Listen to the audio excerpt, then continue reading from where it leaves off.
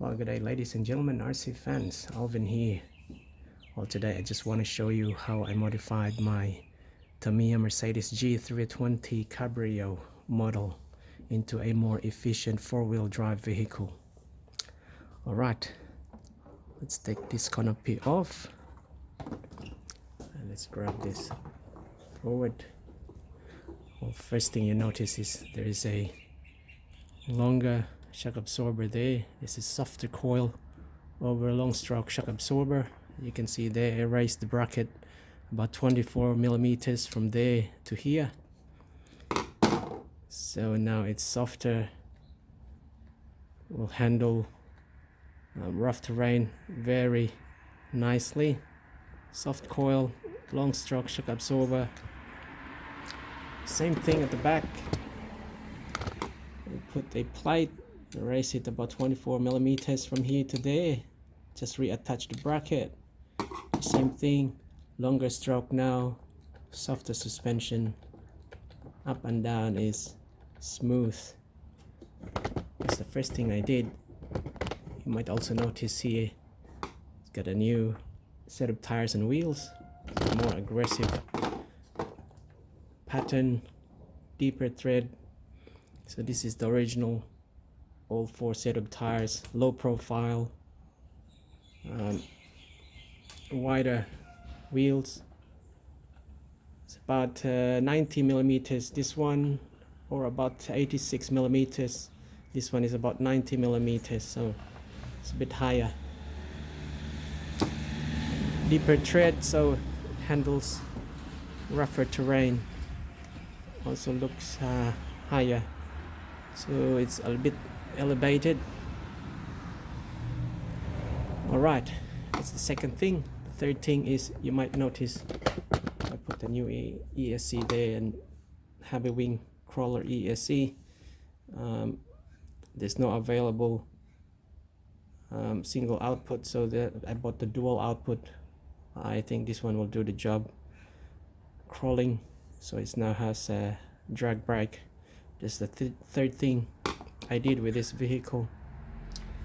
Well, the fourth thing I did was to lock the differentials, so the front and rear I just glued the gears, melted glue.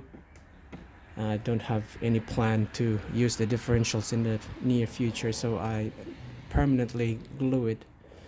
So underneath this chassis is lock differential front and rear. That's the fourth thing I did.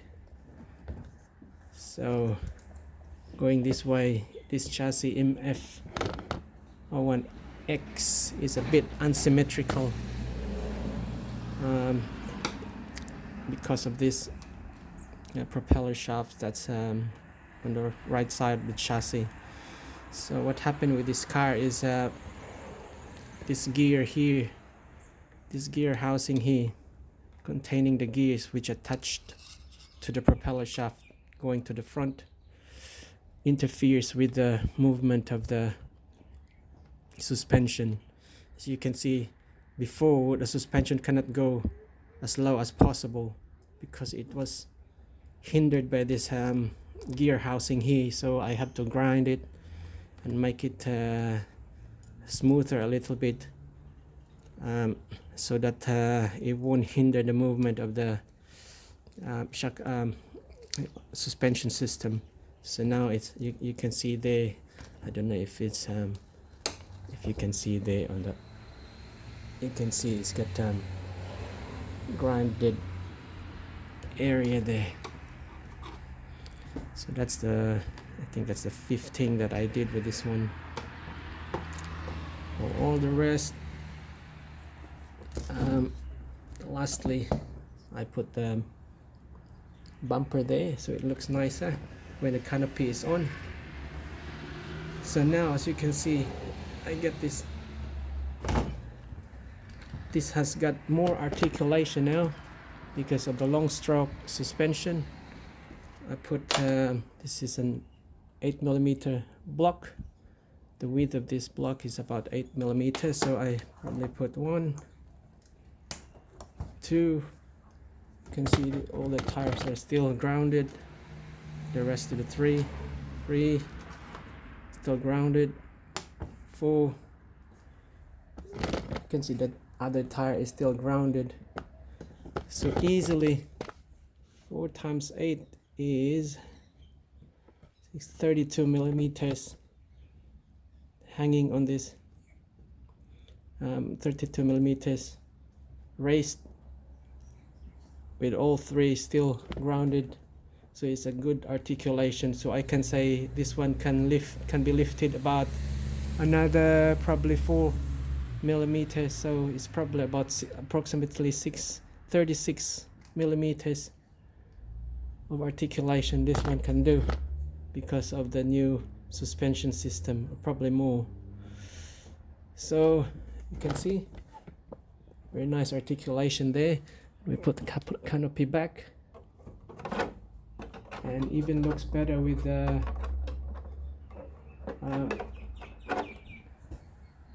with this bumper. Just looks perfect. You can see the articulation there,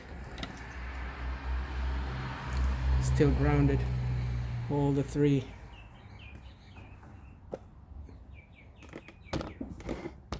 Tires.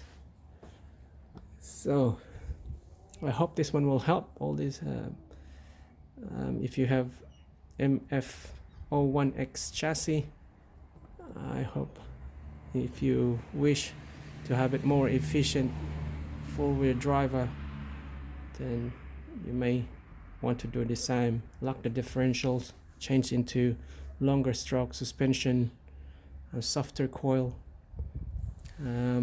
What else? Fix that gear housing there on the other side to make it make the suspension on that side smoother, and raise the elevation by changing into a bigger diameter tire. And also, if you like, you also can change the wheels. Alright guys, have fun and stay safe. Cheers.